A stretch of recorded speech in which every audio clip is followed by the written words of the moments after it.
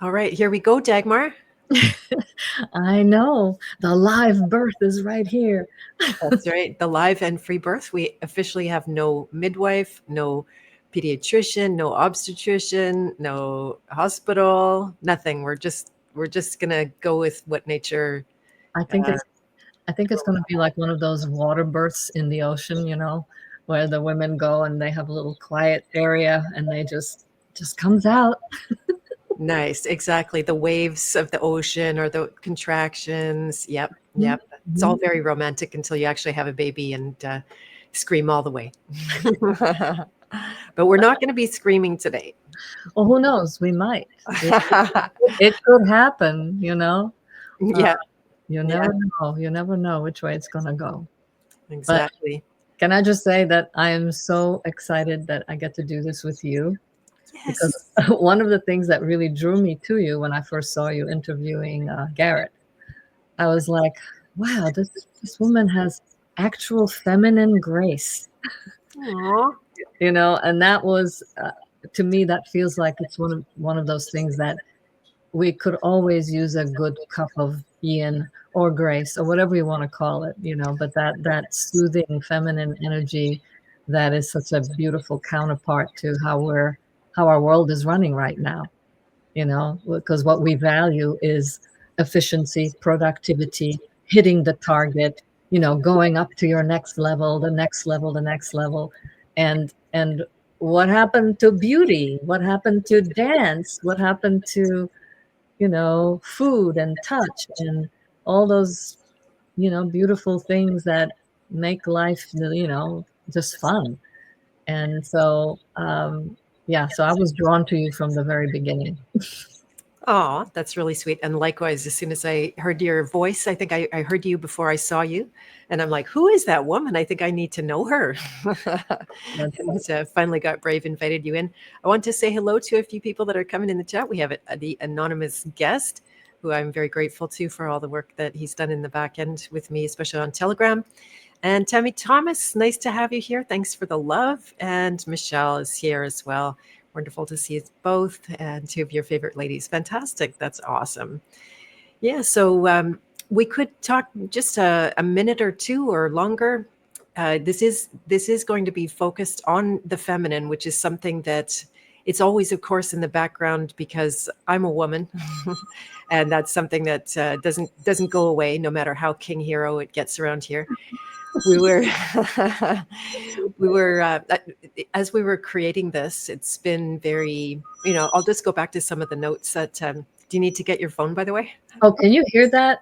Like, what the hell? Why are they calling me now? Don't they know? Yeah, one of the few people that I know. I have a landline, I just don't use it or answer it. I turn that ringer off, and Yeah, then I like to do that because nobody ever calls me. yeah, except me now, exactly. Yeah. And yeah, so this was born of a few different things that I I just felt like I wanted to get out. I've seen people that have a regular weekly something, and my thing has been either I'm fully public with interviews of other people, or I'm fully private in the House of Free Will with my own thing. And I was thinking, what could be a possible bridge between these worlds? And then without knowing anything about what the topic was going to be, I asked Dagmar to do a podcast with me. And she's like immediately said yes, which is so, I love that. And even on a moment's notice, you came and did a snippet with me in the House of Free Will. So I love that spirit of improvisation that I think terrifies most people. Hmm. Hmm. Um, I know we weren't going to do like full on. You, Okay, I have to turn that damn phone off. she's turning the phone off. Okay, so I'll I just say keep a little going. bit. Yeah, I'll just say a little bit about it. That Dagmar's background is as an actress and a playwright and a method actor and method writer, teacher, and coach. I did in my email show or share a link to her YouTube one woman show called Loose Underwear. It's a must see. You have to you have to catch that on YouTube. And it was fun last night. I was just a quick aside when I was going through your YouTube looking for that video link. I came across one where you and Angelina. Jolie were in an acting class together. So that was pretty fun to see. She was actually one of my favorite actresses. Like now I don't know how to look at Hollywood. It's all ruined for me. Yeah. But that was just so fun to see you guys going through that exercise that would never otherwise be seen. It wasn't meant for the public. It was for a different purpose from what I gathered. Yeah, and somebody pulled it out of my garbage when I lived in the Hollywood Hills, and I threw away old videos. And somebody must have gone through the garbage, pulled it out, and then ended up selling it to Harper's Bazaar and all these different, online type magazines.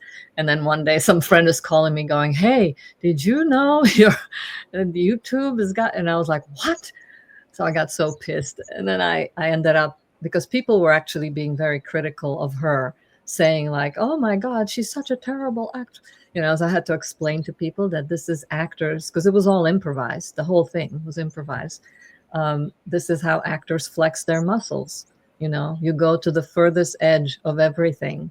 You don't hold back when you're working out, because then when the camera comes on you, then it's just like you're not efforting, right?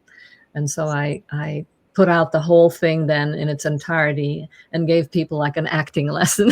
You know? Right. Yeah, yeah. Yeah. Yeah. But So fun.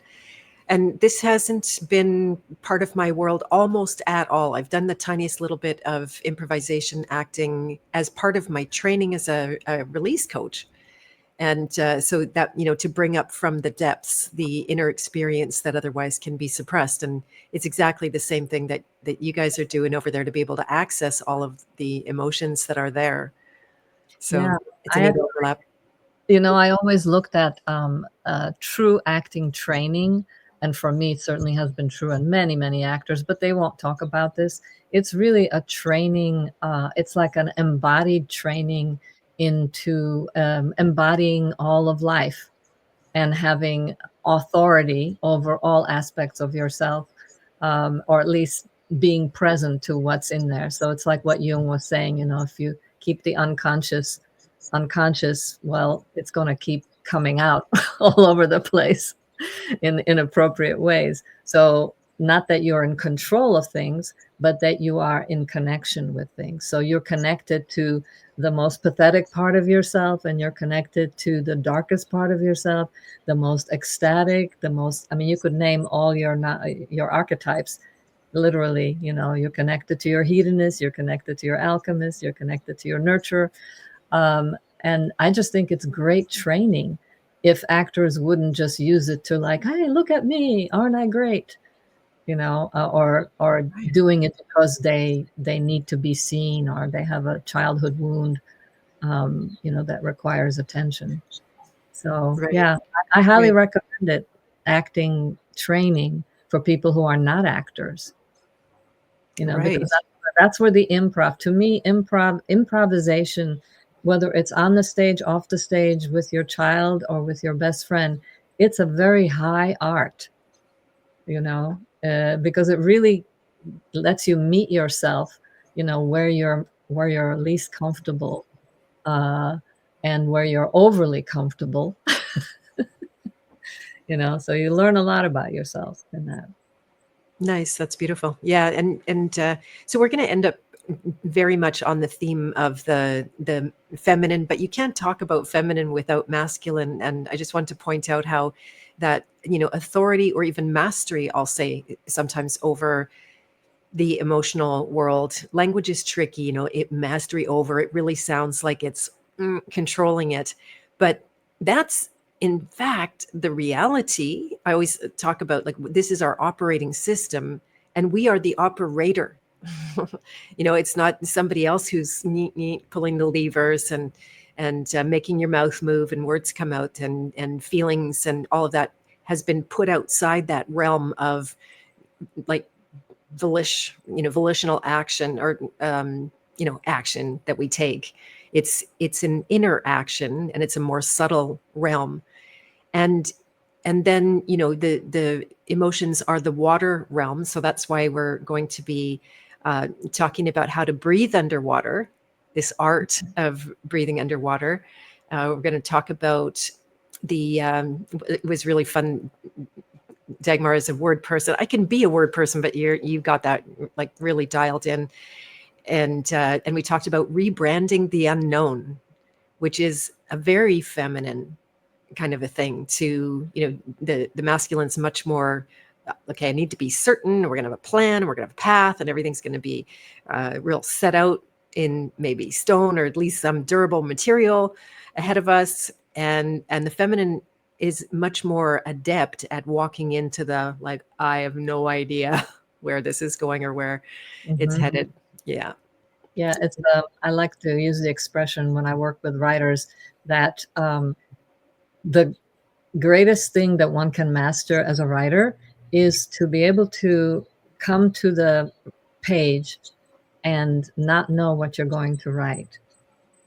Because most of the time when we know what we're going to write, somebody else is running the show. The part of us that wants us to look good, the part of us that thinks we know exactly what's going on. But when we can unmoor our ship out into the sea and be there, and then see where are we and to discover it, then as the writer, the writing then becomes a discovery for the writer, and for the person reading it, it becomes a surprise too. So that art form, I think, is something. Well, just the yin itself, the feminine itself, is something that both men and women, need some flavor of, or to be able to touch that in our daily lives, because we have more than enough of the, we have the beautiful masculine in our world, and we got the, masculine that's reacting to some of the masculine that's coming from women. So it's always like, oh, well, why should I be the one who should get in touch with my masculine? With my feminine, why shouldn't he get in touch with his masculine instead, and then make me feel like a woman? and and and uh, and then, man might be saying the same thing, like, why am I have to get in touch with this? Why can't she do it? But I always say, like, whoever can is the one who does. Yeah. If you're in a relationship, whichever one can, if I'm aware enough to know when I'm, bulldozing and just, doing everything, giving, which in a way I kind of see, I don't know what your thoughts are on this, but like that even something as feminine as caring can turn into a masculine quality when it goes overboard, and you start giving and giving, and your hands are always giving something, or you're carrying groceries, or you're doing 10 things, that they're never free to receive anything. Yeah, exactly. Yeah. Yeah. You got it. That giving is very masculine. And because we think of it as feminine, because, as like you're referencing the nurturer archetype, that oh, do you need, you're thirsty, I'll give you a drink. Oh, you're hungry, I'll give you some food. If you're sad, I'll pat your head and tell you it's going to be okay, which never do that, by the way. But that's so funny. The moment you said, "Are you thirsty?" I'm going, how does she know I'm grabbing my drink? There you go. Yeah, fun. Yeah. Yeah, we have this experience quite often in a short time we've known each other. And so some of the topics we're going to be covering, looks like we're going to go for a weekly show and come out consistently at this time every week, unless we change that, because that's kind of feminine too. But at this moment, that's what we're going to move forward with. And here's just a few of the topics we thought about that came off the top of our head in a impromptu conversation, not even really starting out knowing what we were going to do at all. So we're going to talk about some traditional roles that I think are becoming more popular these days, given that everything has become so distorted and really mangled the masculine and the feminine in a terrible way. So we want to unpack what's still good there. We're going to talk about relationships, and this won't all be in one podcast, by the way. So we'll be, partitioning it out to the different weeks as best as we can, given the fact that the feminine doesn't have a straight line kind of thing. But we can do some of that too. I don't think it's against what we're doing here. And relationships between mothers and daughters, we want to talk about, very specific, the loose underwear presentation that you have, your one woman show theater. is a good demonstration of that, or illustration of that relationship. Also, fathers and daughters, what that the very unique nature of that. And I also threw in between sisters, because I think that begs quite a bit of, uh, discussion, and it's got a huge, or can have such a huge charge on it. We're going to talk about the pitfalls of ascension spirituality, because we both happen to agree on that, and that's fantastic because it's a little bit more rare. We're going to talk about the spiritual cults that we've been in. We're both serious foodies. If you go to Dagmar's YouTube, she's got a whole bunch of cooking show videos. I'm a wannabe cooking show video person. So we're going to talk about food cults and the fallout over time. We can't help ourselves. We're going to end up talking about the Love Your Liver framework, because we're both very much immersed in that and getting a lot of benefit from it, seeing how it works in the longer term even. We're going to talk about our relationship with food, and then this is an expression that you used the other day around like deep fun. And this is something that in my own work, when I'm, say, we were on a call the other day helping coaches to practice and get feedback and make some improvements in that. And at some point, I'm just bubbling like a little kid. And I said, "Isn't this fun?" It's so fun. Meanwhile, some people have been going through very, deep and not pleasant experiences, right? That's the nature of the unknown. You don't know exactly what you're going to find, and there's all of the qualities are waiting there for us. So the willingness to be part of that is, to me, very deep fun. It's not light fun, but it's deep fun. The last thing also, and this was inspired by when Dagmar joined me in the House of Free Will for a talk on creativity. That was our really spontaneous snippet that we did in the House of Free Will, which is available as a recording now. And it's about the generosity of spirit required to share your work, because so many people are terrified. They're creators, but they don't want to put it out. And there's really big gifts there for everybody involved. So so that's what we had for. It's not limited to that's just including that, what we already had thought of. No doubt we'll branch out into more kind of things. So do you want to start by talking about Yin on the Rocks, since this was a name that you heard in the ethers and brought forward, and I went like, that actually makes a lot of sense and sounds really cool. So what was your thought about that? Well, also, I just think it's very funny that neither you or I drink, but that's what came to me. But if I did drink, it would be gin. That was the one liquor that still appealed to me. I'll probably, every 6 months I'll still have a martini, dry as it can get. So it's mostly just gin. But yeah, we don't drink. Well, it's like the feeling of like the feminine principle, which applies both to men and women, though each one views it very differently and has a different relationship to the feminine. But just this image of like, this beautiful, soft and strong, like water. Water is, the perfect example of what I feel is true feminine. I don't see feminine as like, oh, I'll do whatever you want. No, that's not true feminine. I mean, receptivity, conscious, active receptivity is, but not submission and receptivity are two very different things in my world, at least. But who am I anyway? But we're free here. We can say whatever we want and theorize all we want. So this image of like this feminine energy splayed out on these hard, craggly rocks, that, and in the middle of nowhere. And then the image also turned to a mermaid, on a rock. But I felt like, you know what? It's time to, I even want to reposition the whole concept of a mermaid as being someone who seduces sailors to their death. I mean, it's a very masculine view of the mermaid. Oh my God, she's so dangerous. Don't listen to her. And of course, I get it. All this, it's great. It's a great archetype for fairy tales and stories about the dangers of entering the feminine when you have no idea what the hell you're doing, And since most men and women, we have no initiations to take us into our own feminine or men into their masculine. So one of my teachers once told me that for a man to enter the feminine, she said, okay, just imagine you're in a jungle and full of trees, and every tree leaf is a razor blade, and you're on stilts and you're walking through the jungle. So that's what it feels like to a man to enter our terrain, because we have like we can feel each other. We have this amazing ability between me and my female friends. I can feel them and they can feel me. It's really hard to like put one over on a woman.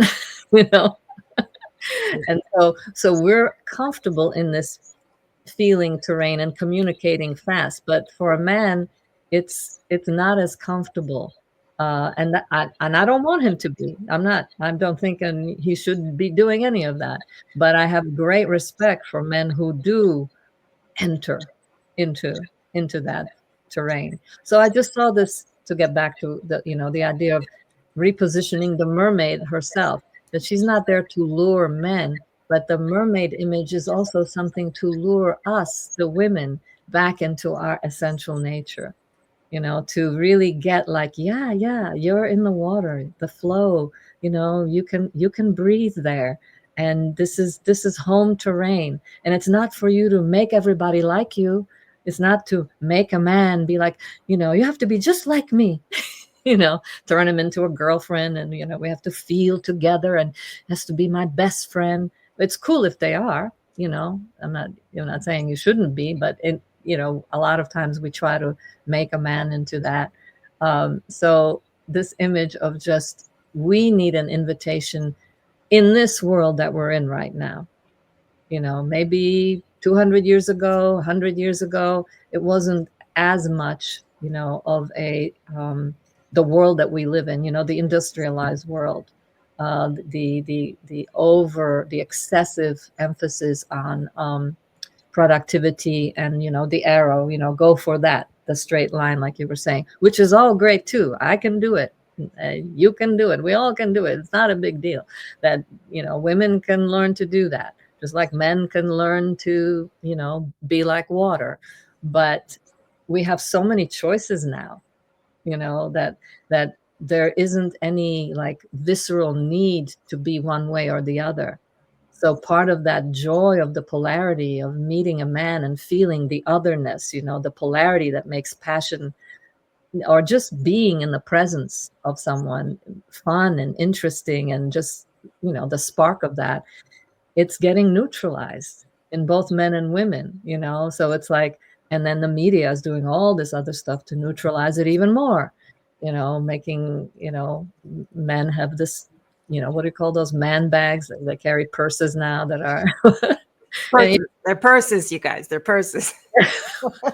well, and just the way everybody's doing their hair and the clothes and the makeup. I mean, if I look at the models and the makeup they put on women nowadays, it's like, you only put that kind of makeup maybe 100 years ago on cadavers, not on living, or the black eyeshadow, or the purple lipstick. I mean, it's like, it's, to me, it's like, oh, by the way, we just want you to see that the feminine is dead. Good. And Thanks, masculine, Dagmar. and the masculine too. If you look at like GQ, they had a thing where the cover of it was a man wearing a dress or something. I couldn't look at it for too long, but it was just like, so they're kind of saying, masculine, you're dead too, feminine, you're dead too. So just make room for whatever, for the I guess the globalization, or the what do you call it when things just become the same note, the diluting, it's like a diluting of both. And when Yeah. you lose the polarity, people don't even want to date anymore, so they have to go to extremes like pornography, or here in Asheville, S&M is a big thing. Like, they have to go to extreme places to feel just their native selves. Like, it's really, it's kind of amazing. So anyway, Yeah. that's Yeah, my exactly. my long-winded response. Nice. I wanted to answer a few comments here that came up. Baron said, if you don't want to submit to masculinity, then it's not appropriate. Yeah, free will never stops being very, very important in all of this. So, yeah, really, really good point. Oh, yeah. Michelle said, water feels like home sweet home. Baron said, and I love to hear from men about what they actually want. So, this is exciting for me. I want a woman to do what I want only out of trust and understanding. It's best for us, for her to submit. Yeah. Yeah. Yeah. Yeah. Very interesting. And then AG is asking, would we differentiate chemically induced feelings from actual spiritual awareness states? Mhm. Do you want to take a pass at that first and I can answer as well? Oh, gosh. Oh, and you guys aren't far from each other. That's good. Well, I'm one of those, maybe that's the old school part of me, which is like, um, if you can't create it yourself, because, our brain is a chemistry, is the biggest apothecary on the planet, is right in our own brain. So we are constantly chemically inducing ourselves. But I feel that if it's coming from the outside, and I understand some people have really great experiences when they do, I guess, mushrooms or whatever, the ayahuasca and all that. I'm not a fan of it. I used to be really, really strongly against it, but now I just kind of go, well, we all have our path. It's definitely not mine. So I feel it's best to work for your enlightenment. Nice. Or work and play for your enlightenment, or not enlightenment, but just for your, realization, or you're revealing yourself to yourself. Right. So That's beautiful. Yeah, I had that exact I had a kind of pinnacle psychedelic experience when I just started to meditate. I won't fill in all the blanks there, but it was one of those, when you use that word enlightenment, it was like I saw everything and mostly inside myself, how it was all working and functioning. It was like it was a wow. But when I fully came down in about 48 hours, the whole thing turned into an artifact. It became two-dimensional. And I was extremely depressed because I knew I would have to spend the rest of my life working for that. Right? There's actually no free awakening that's worth its weight, right? You can get teachings, you can get direction, but then you're never off the hook for having to apply them. mm. Oh yeah, that's a really, there's no free lunch, there's no free awakening. Yeah, exactly. And then just to say a little bit about the differentiate between chemically induced feelings and spiritual awareness states. So all the states, whether you call them emotions or thoughts or beliefs or all of the, I think you could never separate them from the physical chemical interaction. We say physical and spiritual, but show me anybody that could isolate those two elements from each other and really study them. Yes, there are two different worlds, and I think they both equally influence each other. We've been studying the liver health so much, and I've been able to see live time in myself and in other people the incredible effect that has on the emotional work, that it can make it easier. It can also make it harder, because anything that you're detoxing is going to invite more detox. So if you allow yourself to work with your emotions and you release the programming under that, then it's going to inevitably, certainly bring up more, because of the toxic accumulation, whether it's physical or of a spiritual nature. And one of the things that the last thing I'll say is I was able to distinguish between states that are not freedom, basically, right? To get to the punchline, that all states are some version of not freedom or not love, or Mhm. whatever word we lack for words, not the divine, however you want to say that. And we've been enculturated, we've been indoctrinated to get very attached to states, certain states, and then we have a strong aversion to other states. and it keeps us in this constant push and pull with this realm, that could be water, could be mix air and water, and then you get the ether and all of those elements in there. And as long as we are either attached to them or have an aversion to them, we are stuck in the pendulum of that just goes back and forth. So to me, there is going to be something, and you didn't even really ask this question at all, anonymous guest, but we'll answer this, or I'll answer this like a true woman, go right off the map. Is that's the that would be the more important question. Like, okay, this is the map, and then who am I? Right? No matter what the quality of the nature, of the emotions, the experience, the beliefs, the states, right? And I was trained when we get deep into our cult training, then I was trained about states and to get certain states and like almost to capture them and have them. Mm-hmm. It's like not like that. So anyway, yeah.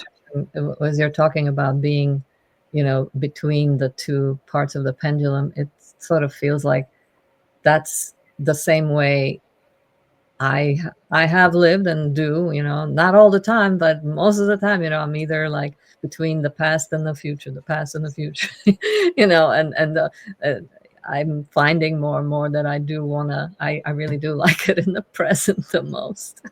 Nice. Because it's like the past, oh my God, there's things that were painful or that I give myself the story that I lost things or were taken from me. And in the future, it's like, oh my God, that could happen. Oh no, I should make sure that doesn't happen. And, and when I'm here, I'm like, well, that's gone. It doesn't exist anymore. And it happened because it happened, and then, well, I have no idea what the future is. Honestly, if I'm honest, that was one of the practices one of my teachers gave me. She said, I want you to, for the next 30 seconds, truly not know what's going to be happening. And, like just truly like be in the reality of like, really, honestly, truly, I have no idea what's going to happen. And I could barely hold that for a second. It's not, because it's like in my mind, we create anchors like, okay, so I have this fan right here. I know that's going to be there in 3 minutes. That's going to be there. I know where the post office is. I know that's going to be there. I know what's in my refrigerator. That's not going to change. Like that we have this anchoring. But honestly, if I'm really honest, I don't know. And that's like the most like electrifying. And I mean, now I see it more as exhilarating, but at that time it was just like, oh my God, this is terrifying. Right, exactly. That's the word I was just going. It's Thinking about. terrifying and exhilarating too. But Right, right, yeah, exactly. It's partly nervous system. Our good friend Maya here is. I hope you don't mind, Maya. I'll just say that you gave a good talk. She's in Ireland, and she got her subject together. She's trained in the release work that I do. And so she gave her first talk and experienced that, how the nervous system has to accommodate for a great deal of energy in that case where, people have their attention on you and it ramps up. It's not just the normal amount of attention. And even your normal amount of attention is going to be amplified on yourself when you're speaking to others and presenting and that kind of thing. So yeah, the nervous system can be the gatekeeper there that the energy of the unknown might not be positive or negative, but a great deal of energy can all by itself be a threat. Oh, good. She agrees now that I already said it to everybody. Thanks, Maya. And yeah, so that's one of the reasons to continuously allow yourself to face the unknown. Personally, I chose a life that was totally unpredictable. I decided to, leave any vestige of security behind because why? The security almost killed me. So that wasn't safe. to have this like fake security and predictability and knowing what was ahead, and then going off into the unknown was safer in a lot of ways, but for sure had to face so much of and it's ongoing. Every time I see the void in front of me, like, oh, there's no world there that I'm. If I don't create something, there's nothing, right? It's just not there. And so, which of the reasons are you going to use to build and grow your capacity to face that unknown, and the unknown like holds all the good stuff, right, Dagmar? Yeah, yeah, yeah, yeah. It takes a while to grasp that. I had to put myself through all kinds of things to learn how to sit at the temple doors of the unknown and feel like, wow, what an honor it is. I used to think of all these gurus and people that I've known, and one of the things that kind of gave me that permission was to just go like, I don't care how great the guru is, but truly they still have no clue how we got here, where we came from, where we're going, they have, and I do too. I have many great, wonderful theories, but I use them as a way to excite and entertain and make myself wander, and almost like the more I know, the more I think I know, the more I kind of push myself into needing as a respite almost the pleasure of not knowing, to have that sense of, I think that sense of awe is something that every human in some level is starved for, and it's what we see in the baby,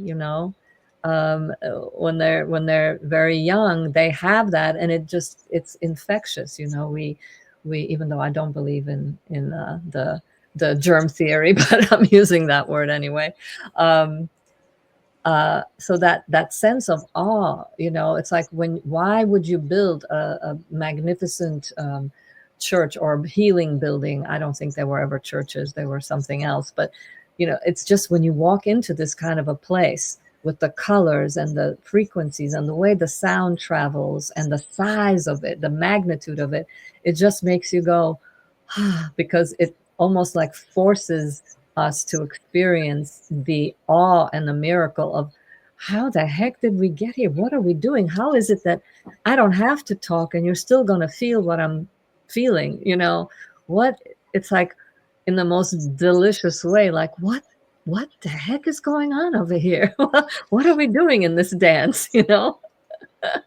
Exactly. And then the dance can't, of course, be one's. Well, you can dance on your by yourself, but I guess that metaphor won't work here. But the knowing and the not knowing, like the unknown and the known, it's not that I think ends up being sometimes where people baby in the bathwater, right? Like that, like you were saying towards the beginning, that it's not about like, oh, everybody should be feminine, and like somehow this is the right way. I've been there, right? Like that's where I came from in my whole feminist indoctrination.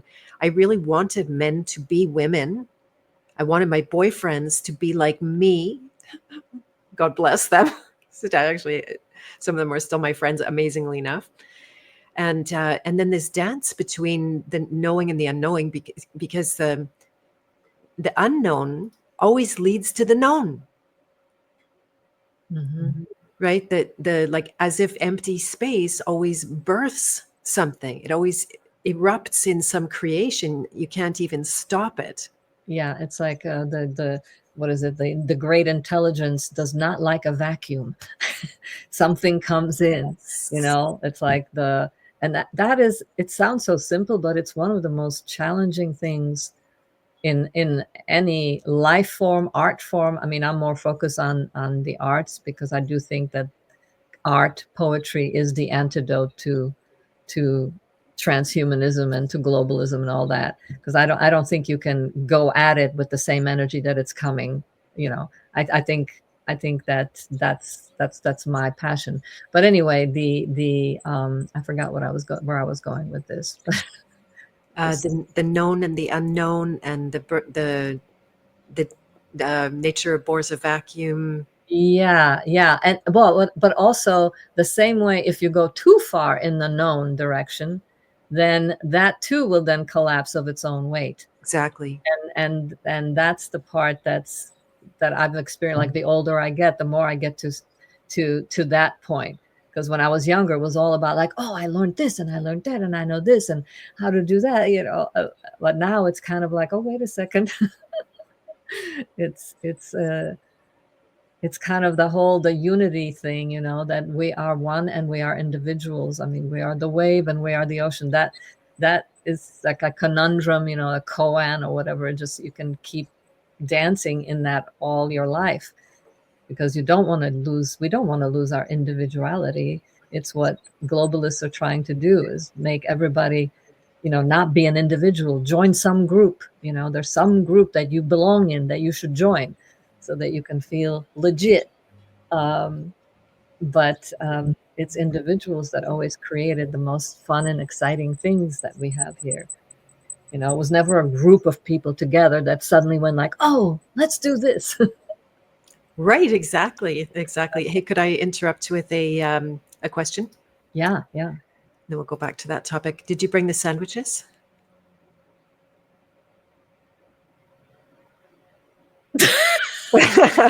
Anyway, I couldn't resist. Wait, which sandwiches? Well, unindoctrinated is here. You're late, but we won't hold it against you. And then wondered where the sandwich table Oh, that's so cool. I love that. I was my mind went to like sandwiches. Well, okay, well, I brought the black, you know, mysterious drink. is. One day we'll talk about, and that'll be our way into the love your liver. But Yes. I'm going sandwich. Suddenly because I've fallen in love with the sandwich recently. Now that I can absolutely effortlessly, no problema, eat gluten, which I have deprived myself of for decades. Mhm. Uh, so I'm thinking sandwiches. Does somebody know about my special created magical sandwich that I've been making? Right, with your special created mayo. My special homemade egg-free mayo. Yeah, yeah, yeah, exactly. Sorry, I couldn't resist there. That's Oh, fun. that is a funny thing. Who said that? Who said that? Unindoctrinated, who is actually Ryan. Oh, If I I'm, love yeah, that. yeah, Unindoctrinated. Yes. yes, yes. It's a good way to be. I was going to add to what you were saying about that tension between the individual and the, the group or the collective or the oneness. And I have been reading Marty Leeds book on about Jesus. Hmm. I don't think he likes me anymore. He removed me from his group, but I'm enjoying his book. And he, I thought you meant Jesus doesn't like you anymore. You mean Marty. That's yeah, yeah, yeah. I think Jesus still loves me, like as far as I can tell. But it's actually pretty beautiful because he goes through the meaning of each of the numbers. And like one is one, and you multiply one by one, and you still have one. You can't not have one. It's all one, right? hmm But then when you get to two, that's the duality, that's the creation, the birthing of the one into the two, and then the polarities. And when you get down to the heart of all polarities, you get the oneness, right? Like the known and the unknown is an example of this breaking out. But when you marry those opposites, I have a specific tool for this, and you hold the one and the two in mind at the same time, there's no opposition there. It's actually still something that you can't know until you do that. hmm There's some revelation, some insight, some awakening that happens in that. And he talks more about 3, 4. I think I'm going on 7. I wanted to stay up late and read 7 yesterday, but I'm going to save it for What's the name? tonight. What's the name of the book? Um, I would have to run and get it. It's about Jesus.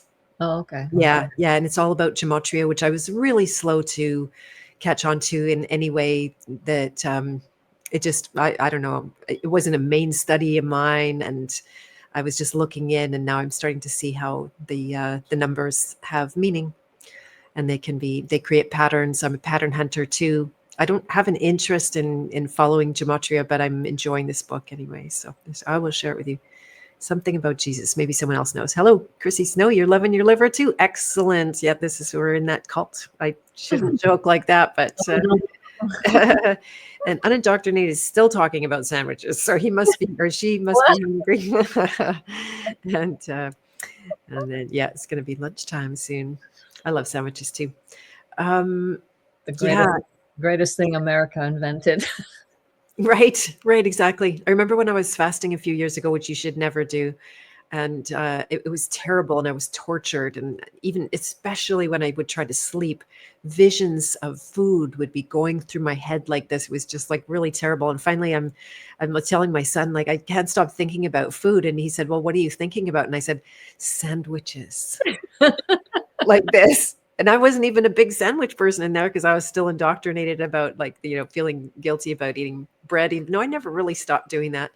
But oh, dragonfly is enjoying the sourdough. Nice. Very good. Very Yeah, good. Yeah, that's pretty yummy. I'm doing the sourdough too. But in Europe, we didn't have sandwiches. We would have like, an open sandwich, which Yep. is a completely different experience. Like you could even eat that with a fork and a knife, or you eat it very, but a sandwich, the closing, so amazing. Yeah. And then you're pushing down on it because you put too much stuff in there and you lean on it.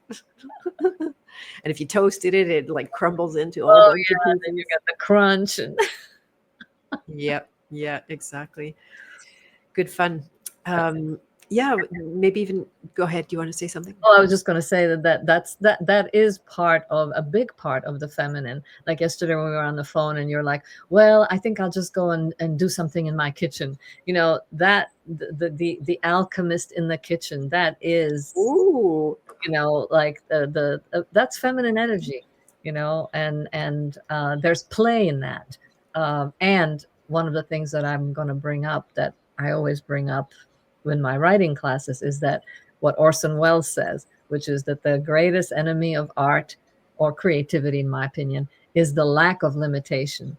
So when you create a limit, like let's say you have a really small kitchen, or you've chosen not to eat toxic foods, right? So you eliminate certain ones. But it's like when we're kids and we're playing games, we create a game, and a game always has some kind of parameter or limit. That's what makes it fun. There's rules to the game, right? So it makes you get really creative.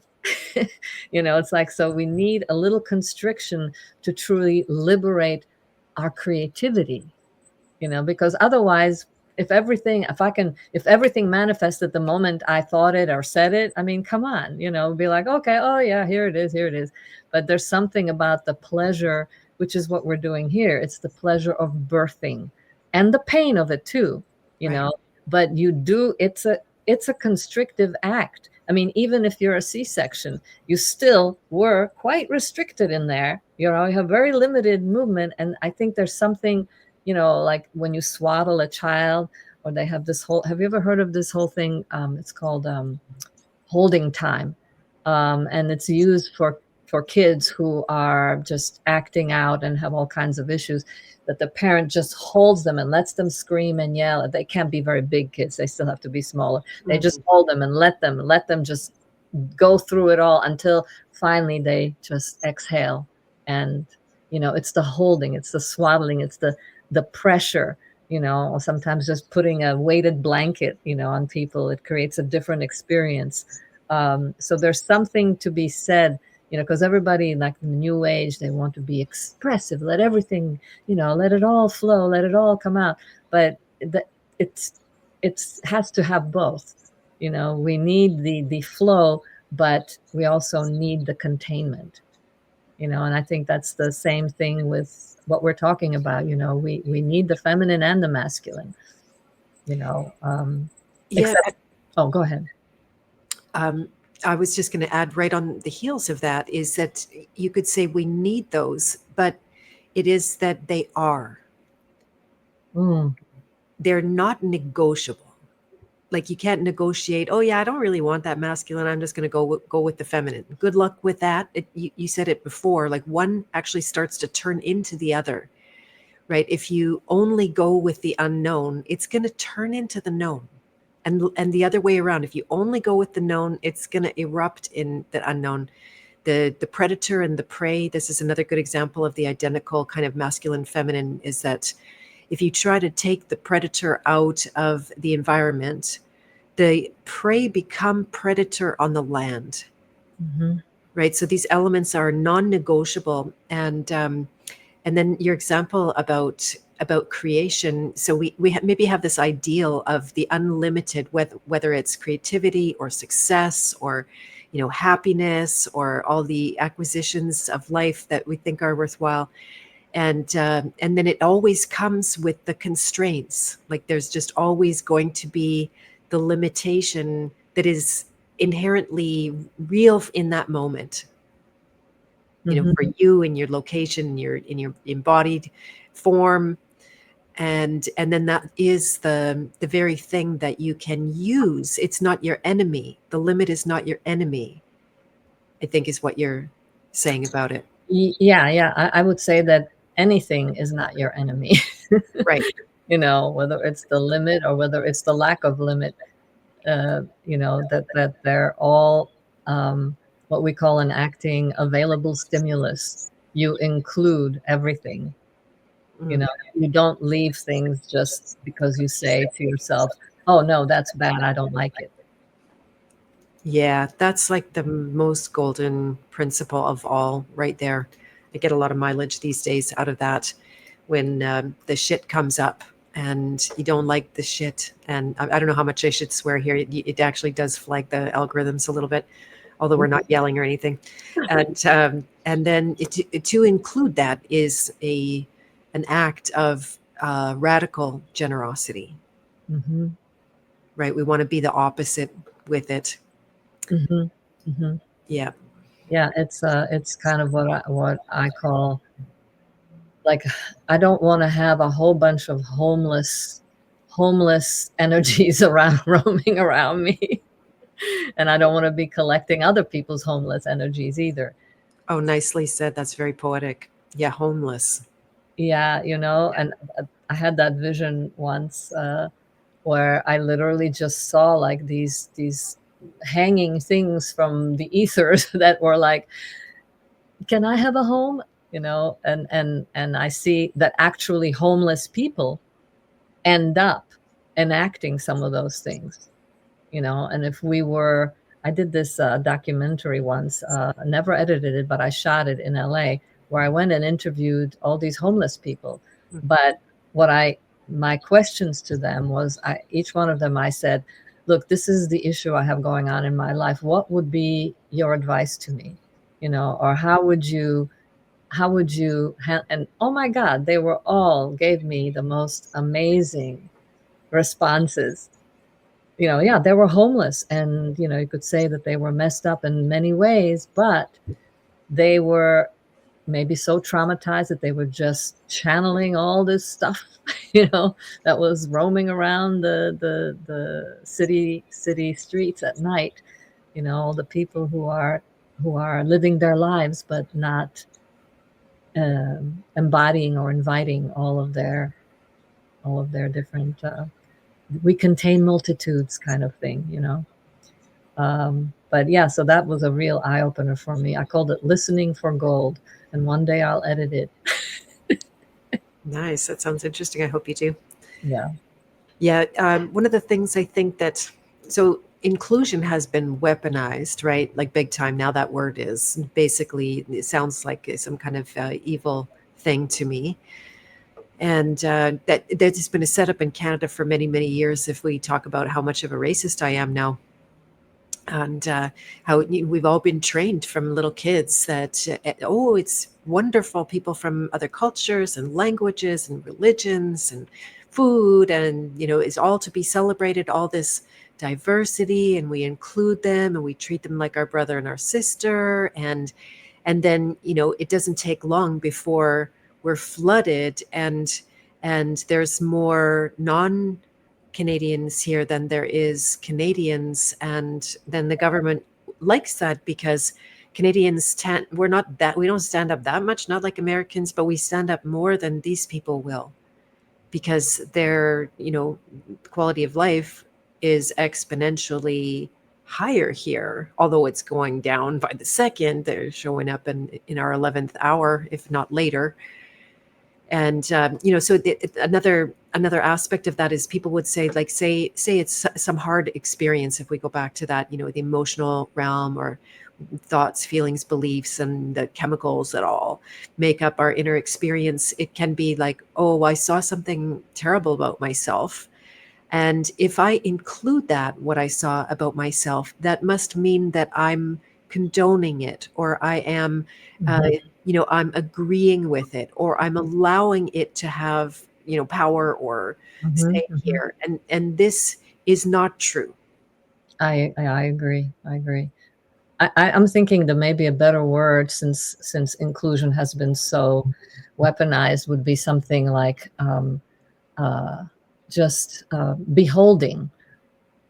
That behold, just the act of beholding, because I know that's Beautiful. one of the most powerful things that I can do for myself or for anyone else, is just behold them. Or I don't want to use witness, because that's been used to you but just to behold parts of ourselves. Um, so if I behold the part of me that is jealous, or that is incredibly unjust, I can behold that, and the longer I can behold it, the more my heart softens, because it's myself I'm beholding, and Mm, I'm softening towards myself. And the longer I can do that, and to me that's the feminine act, is the softening, the melting, the dissolving. beautiful. And most of the time we've been trained, instead of softening and dissolving, we've been trained to figure out and analyze, and put it into a certain explain, like, oh well, I have this because of that happened to me when I was a child, and this is how it is. And I need to do this, and I really should go to some lawyer and have them figure out why this injustice is happening. And instead of just like softening to what already is right there and has been, doesn't mean that I'm going to act on it, but the softening will always bring up some kind of flavor of compassion, maybe, or just resilience, ability to just be with something that's challenging, which makes it, I mean, to me, it's I can see that I have a lot of work in that area, because I can see how I am when I'm around certain people that have challenging energies.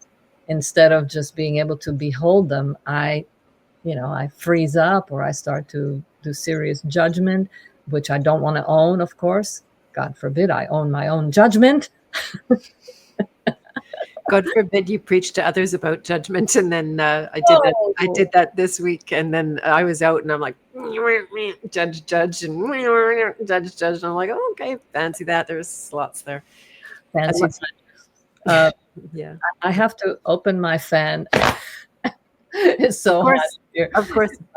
You're It's not just being glamorous and no, fabulous. I'm not being, but I highly recommend this to any woman if you want to just experience the paradox of the, like, the Kali feminine, the part that is very strong and firm, or like the wave that can knock you over, and then the feminine that's just like a gentle breeze. I think these are Korean fighting fans, and they used to have like spikes on them, but the sound that it makes when you open it, I don't know if you can hear it. Oh yeah, You can hear it, yeah. and then this gentle breeze comes out of this very like killer sound, and there's something about just, I think every woman should have a fan and a veil, just for fun, for to have around the house.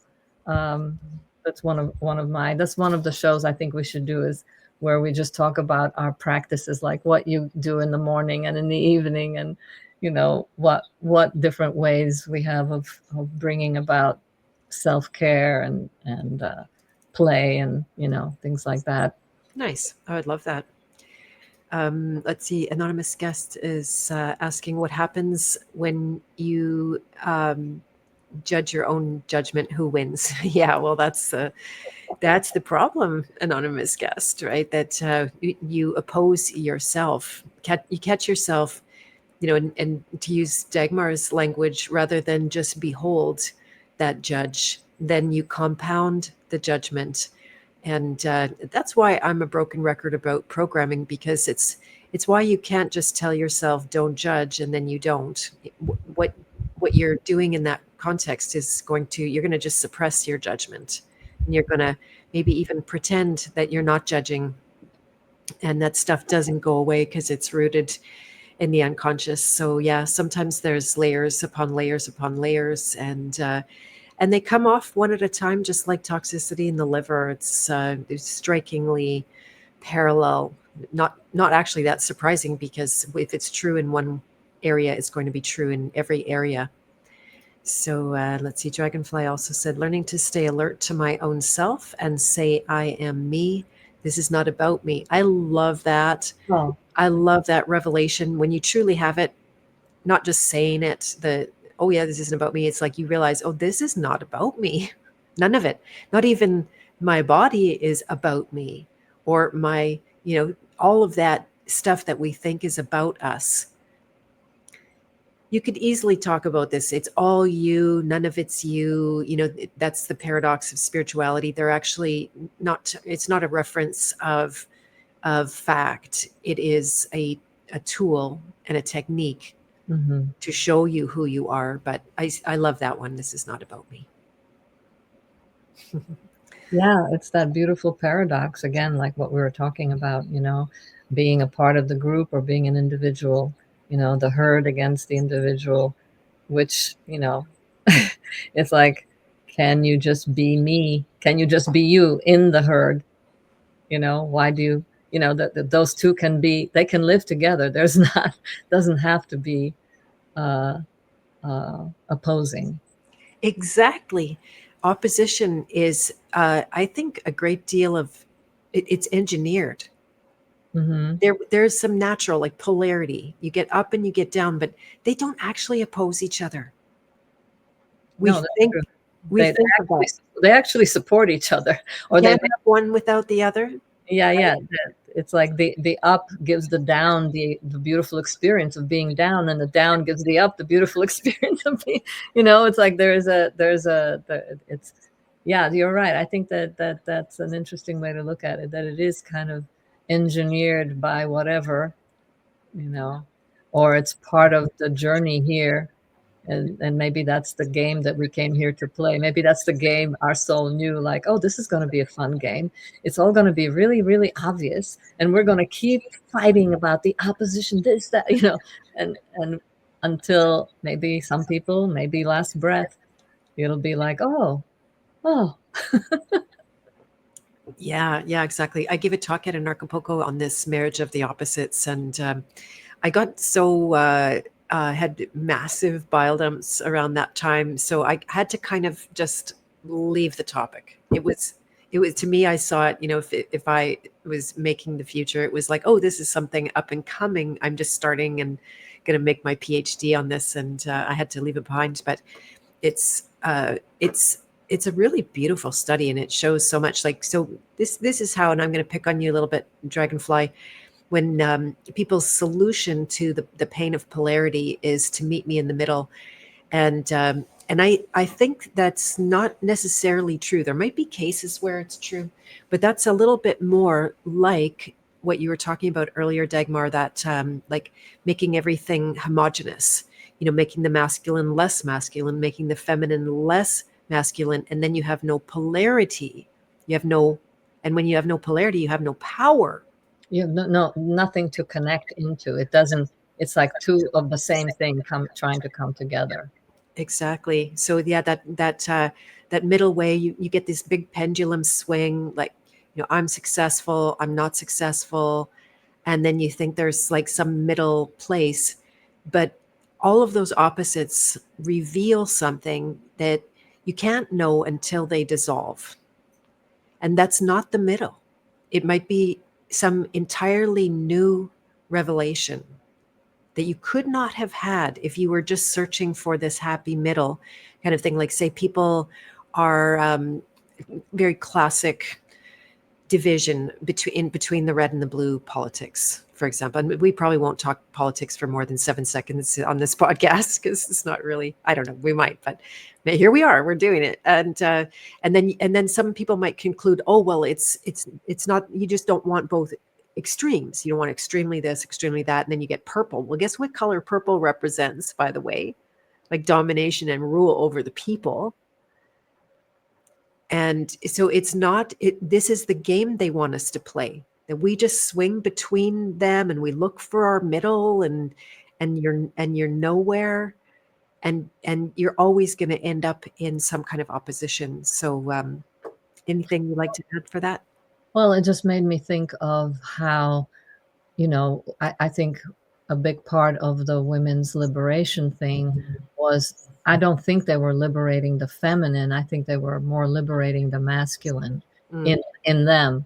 Just like I think a big part of the men's movement, where they would all go in the woods and do poetry and drum, or, that also was more liberating their inner feminine. And I think that this whole concept of equality, I get it. Yes, absolutely. In the workplace, yeah, everybody should be equal, whether man, woman, whatever race. Yeah. But true, like organic equality, it's sort of like trying to make an orange and a cherry, or an orange and an apple, equal. Well, Right. they're different. And so what I'm seeing, especially it's more successful in America than it was in Eastern Europe, where I'm from. But the communists, that's what they were doing. They were really, in a way, liberating the masculine in women and liberating the feminine in men, in the way that they set things up, because communism, everybody's equal. And as my father used to say, everybody equal because everybody have nothing. Yeah, that's one way to be equal. Exactly. But what I noticed, what's interesting to me, is that in America, that whole equality between men and women turned into this like thing of like, okay, you tell me how you feel, I'll tell you how I feel. You take out the garbage tonight, and I'll take it out the next night. Or you do this, and it's this like negotiation and equality, which I think also contributes to that neutralizing. The neutralizing of the charge of each polarity.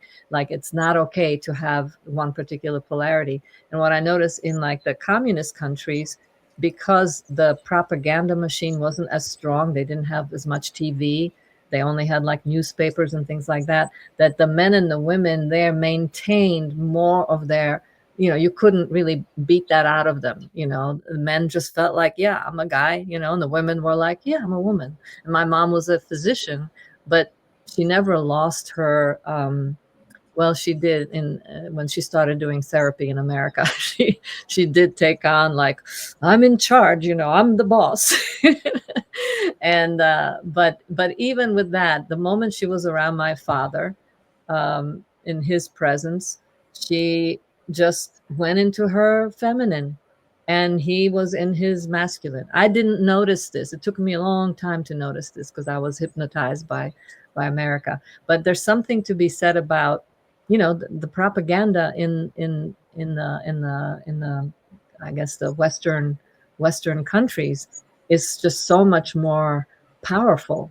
Back in those days, it could only be done by books. You could write a book and have everybody read it. But what was interesting for me to note is that my father was not in the least intimidated by my mother's being. She was a physician, he was an engineer. It was only Americans who would come to him going, well, don't you feel bad she makes more money than you do? And he was always be like, what are you talking about? I'm proud of her. He is just like that organic supporting of whatever the woman wants to do in her life. But she didn't become the man.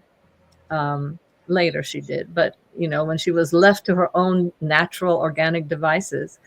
And but slowly, it did creep in, and she, submitted to the whole psychology of how she's supposed to be, and how embarrassing it is that her husband makes less money than her. Right, right. Yeah, You have to be taught those things. Otherwise, they just are. And you're like a fish in water that's not worried about the water. It's just is. yeah, Yeah, yeah, yeah. That's beautiful. I'd like to emphasize one of the points you're making about the transactional and exchange nature of relationships, especially between men and women.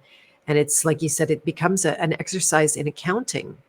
I will give you this if you give me that.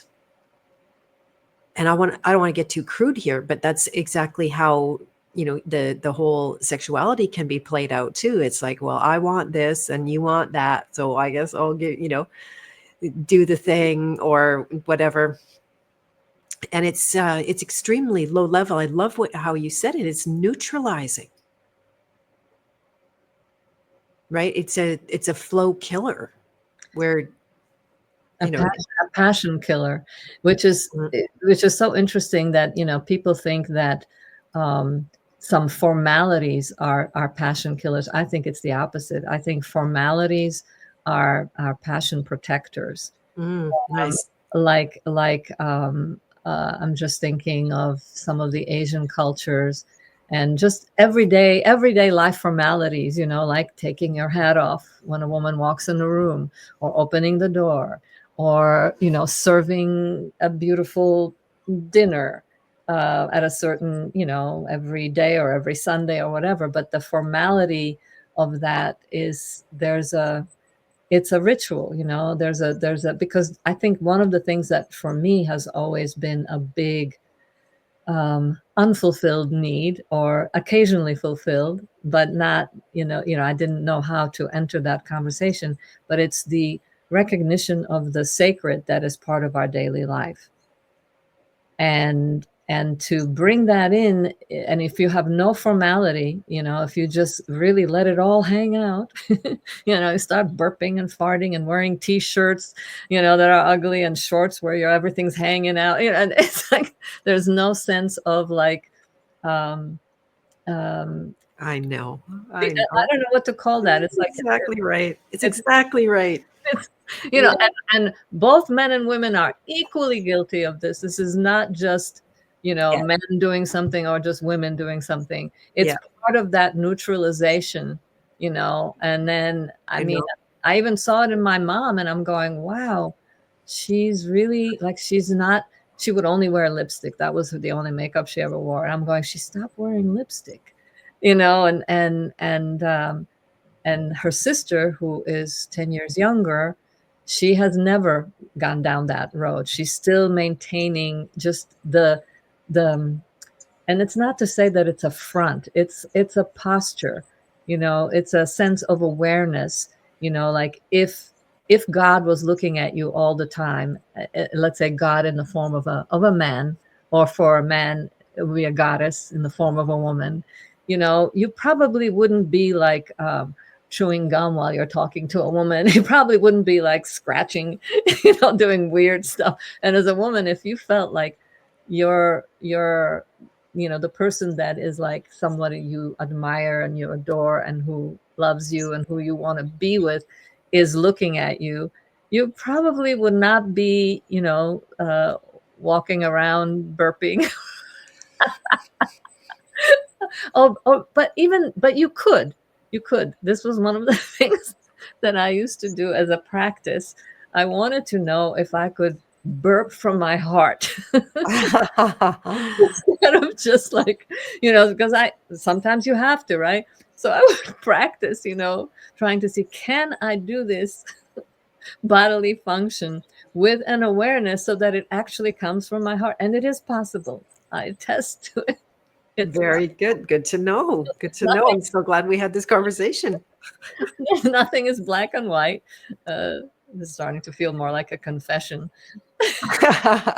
Yeah, I wondered if there might be some of that kind of energy. And you're reminding me of there's places that I'll go where I don't care what I look like. I might have just, it's actually works for me really well to get myself out of the house as early as possible so that I don't get distracted. I work at home, all my everything that would draw my attention, whether it's my work or the kitchen or whatever it is. So I just go out and I'm not necessarily grooming myself. And maybe I'm going to stop at the grocery store or the bank on the way back. And I got this like kind of thing and the scrunchie and you realize after like, oh yeah, there's some toxicity pouring out of my eyes. And it's just like, it's pretty, it is a kind of, it, I don't know if you would use the word like dishonor of the, I thought about it like, yeah, what if I met my future husband at the grocery store this morning and then he figured like, oh no, this is a no.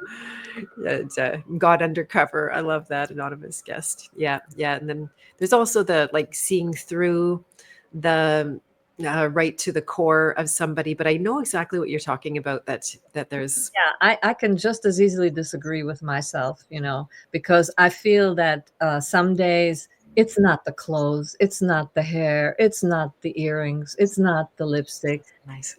It's where the only reason that I still do that is because I recognize I'm human and I need those reminders. So I call it to myself.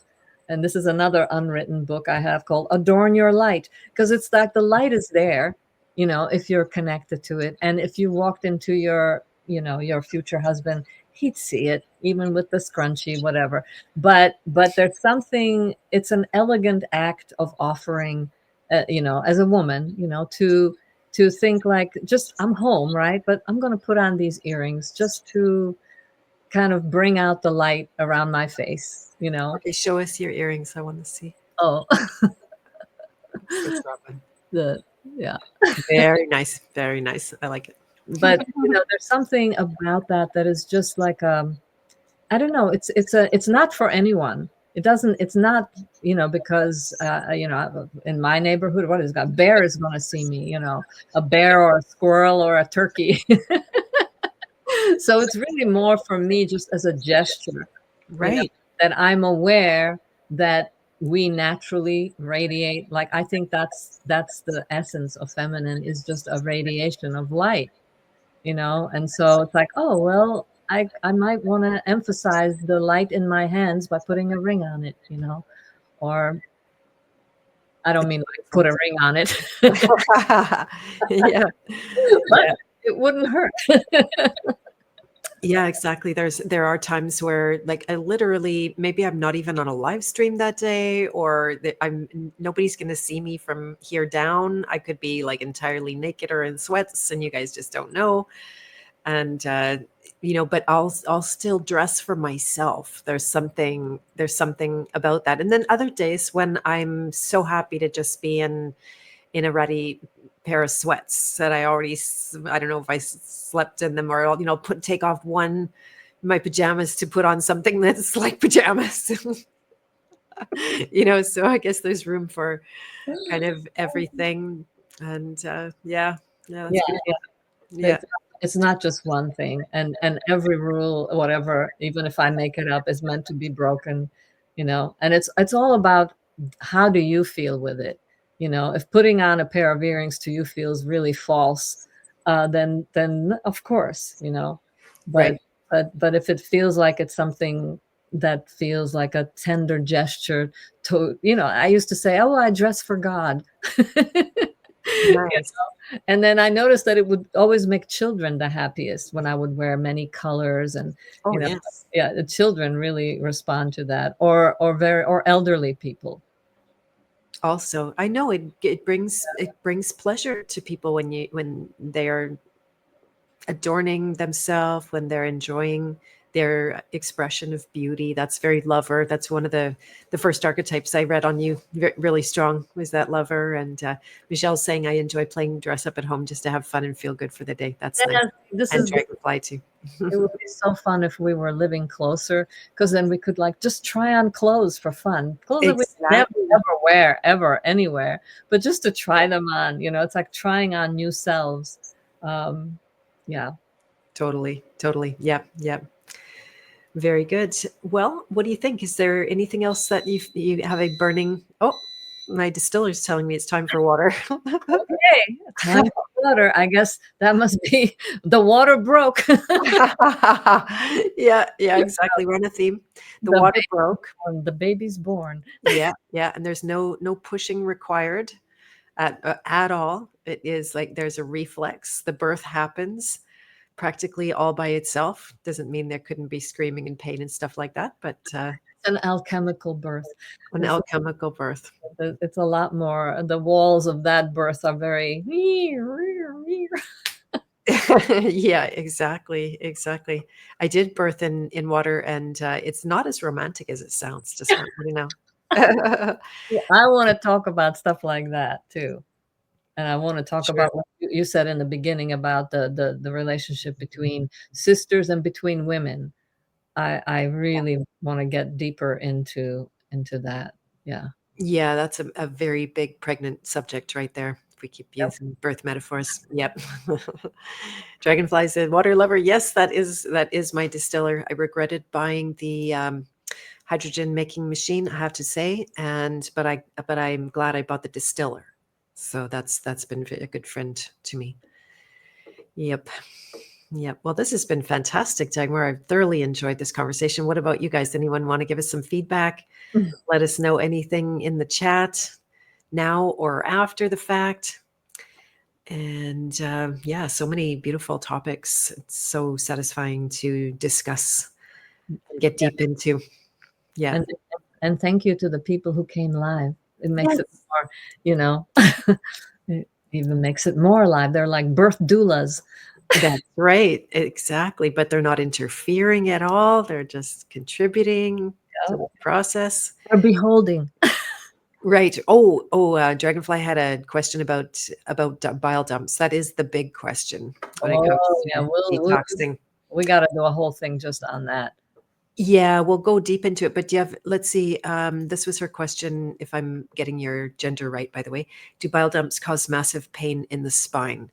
Uh, And can absolutely, absolutely. Yeah, yeah.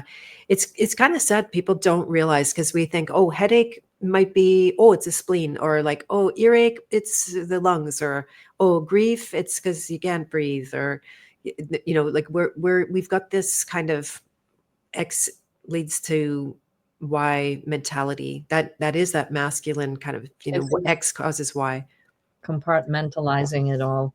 Yeah, yeah, and trying to narrow it down, and it's a very uncontrolled experiment. There's no two elements in anything. It's like multiple influences at any one time, and then so like Garrett's cheeky. He says everything can cause everything, or anything can cause anything. Yeah.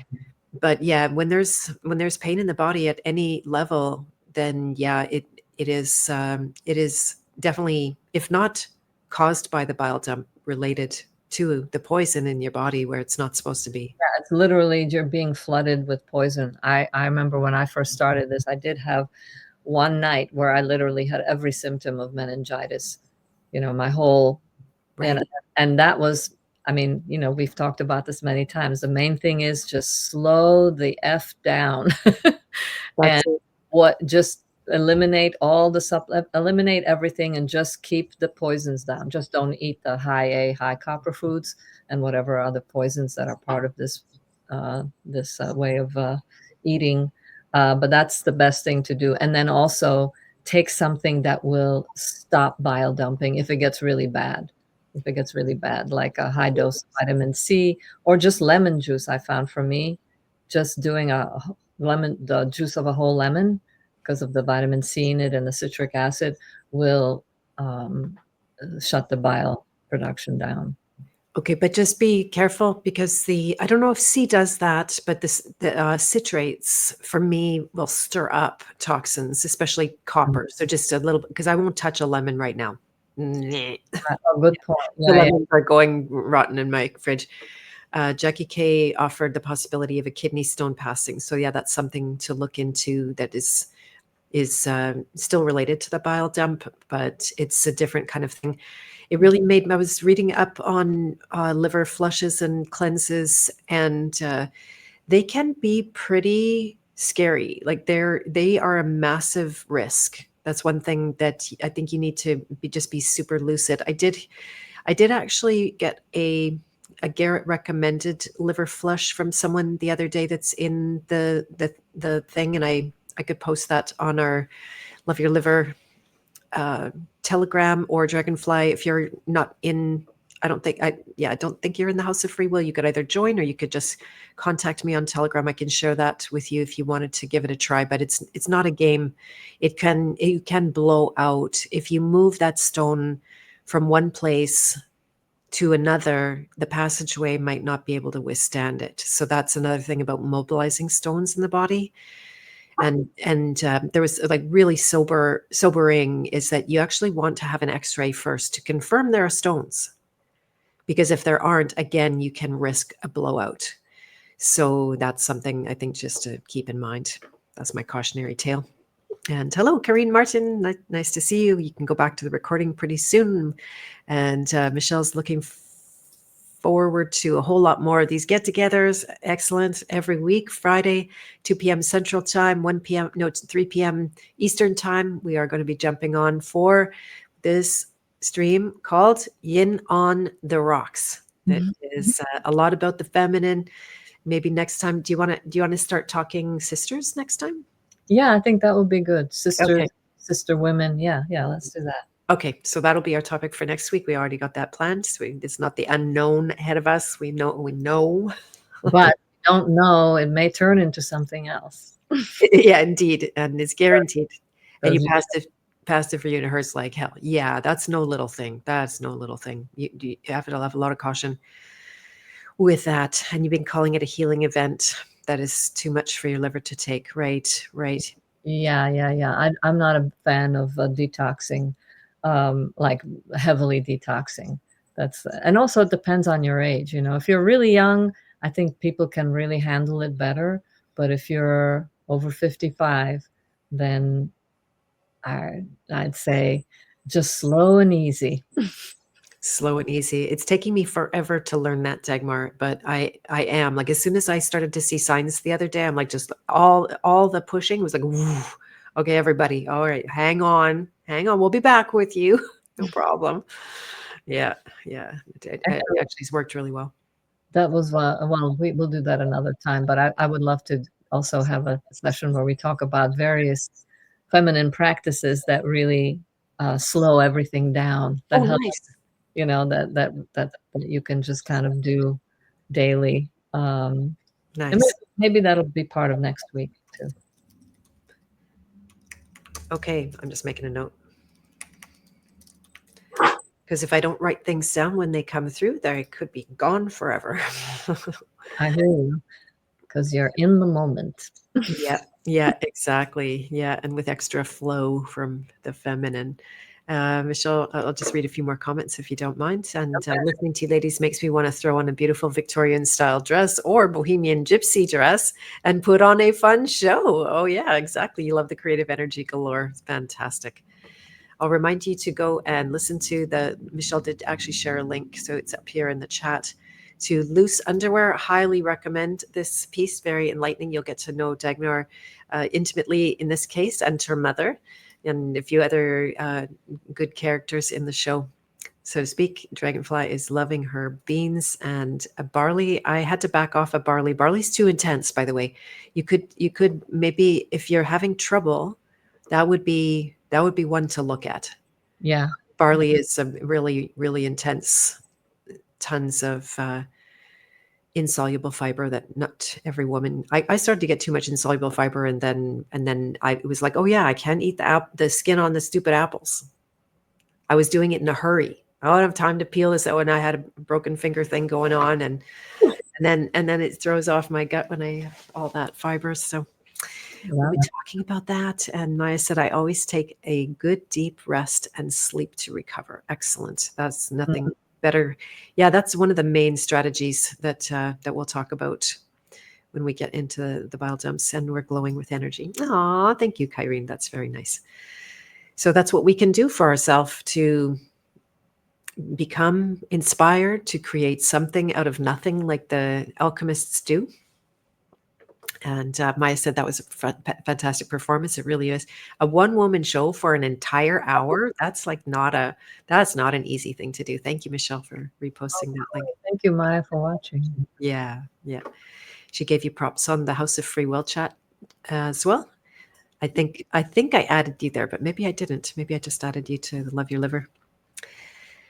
And if you don't mind, Dagmar, I'll give a pitch for the House of Free Will, which is where we have a lot of private things going on, private conversations, and a private Love Your Liver group just for the sake of studying together rather than facing everything not alone, because you obviously have Garrett and his crew, but this is our nice, tidy little group. And we have weekly meetings in the House of Free Will. Dagmar has been attending and some other really good folks. It's about building community and relationships and just being connected and exercising our ability to get along with people and not have to be homogenous, but bring together. Neither are we so divergent that we can't relate. There's enough in common, and that's why I do an application process for that. And I also have the Journey Code Coaching Certification Training coming up.